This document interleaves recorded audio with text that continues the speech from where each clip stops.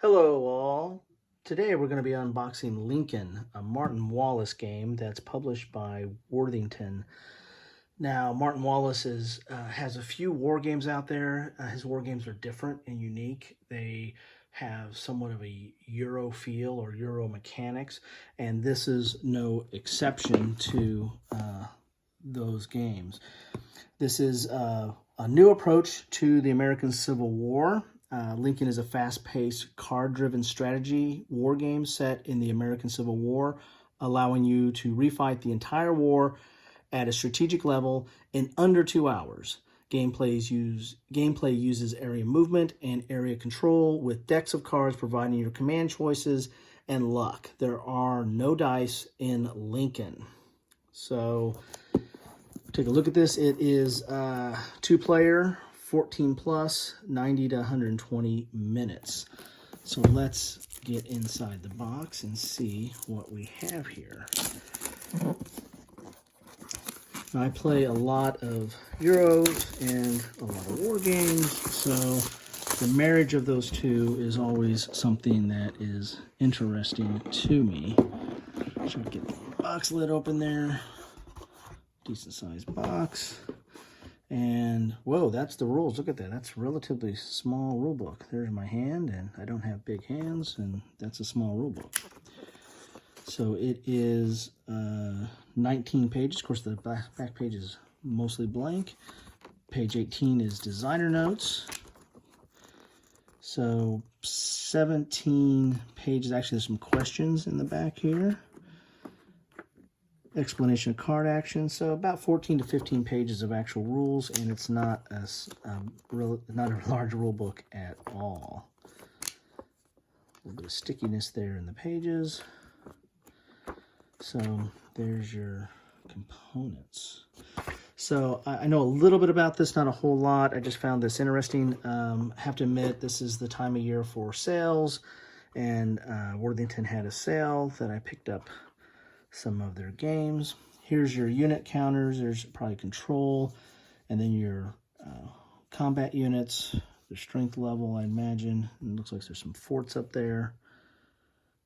Okay. Then you have your map board. The map board is mounted, which is nice. And it looks like, to me, it's kind of reminiscent of Revolutionary War games. Oh, sorry, I hit the camera there. Revolutionary War games, in that you're just kind of showing the eastern seaboard of, let's see if I go out there a little bit. There we go. A little bit of the eastern seaboard there. And you have Richmond, and you have Washington, D.C., which you can't really see that up there, which are two big key areas. And this is your counter sheet. I mean, you don't have a lot of counters. You do not have a lot of counters, and you're going to be moving into these areas. And depending on where you move from, there's going to be a defensive value.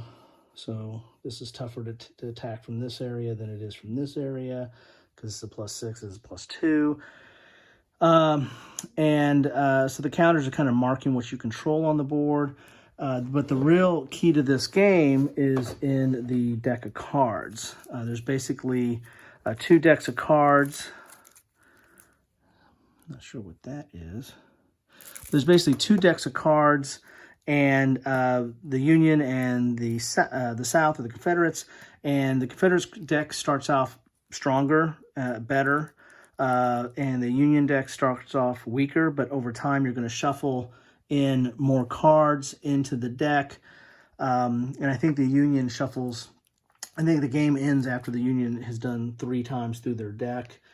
But the Union is getting better through that. So it's really incumbent upon the South to, if you want to win, you got to win quick. You got to, take it to the Union within the first couple of times through the deck, or through their deck, before the Union ends the game, or the Union actually starts getting stronger cards into their deck. That's my understanding of the game.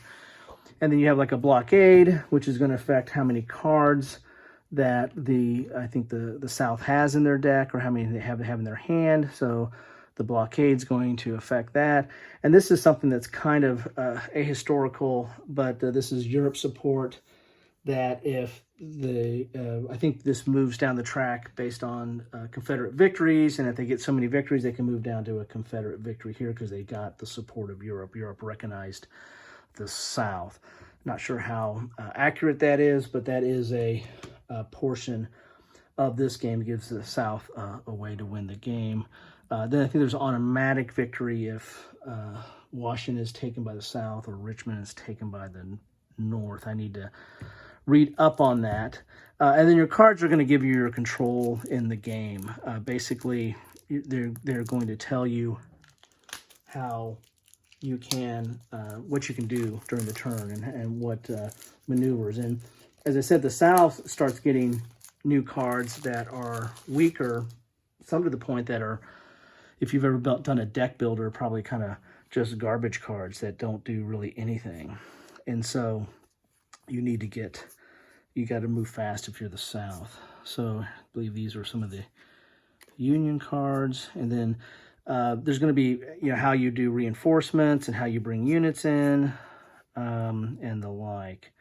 And there's some actions that are on the cards as well. So again, this is basically kind of a deck builder and a, that changes over time. Normally deck builders, you get better over time. And I think that's what the Union deck really does, where the South deck gets worse over time, which really puts the pressure on you to act quickly and get to your objectives as soon as you can. So pretty decent art, not too bad of cards. They're not super thin, so okay on the card quality there. So these are the that's the cards, and that's really the heart of this game. As you see, the board's not that big. You basically have the Eastern Seaboard, you have New Orleans, so this is your West Theater to the extent of it. This is the Eastern Theater, and then you've got some of them in the middle here. Of course, you got Atlanta and Savannah, so you can recreate the March to the Sea if so desire.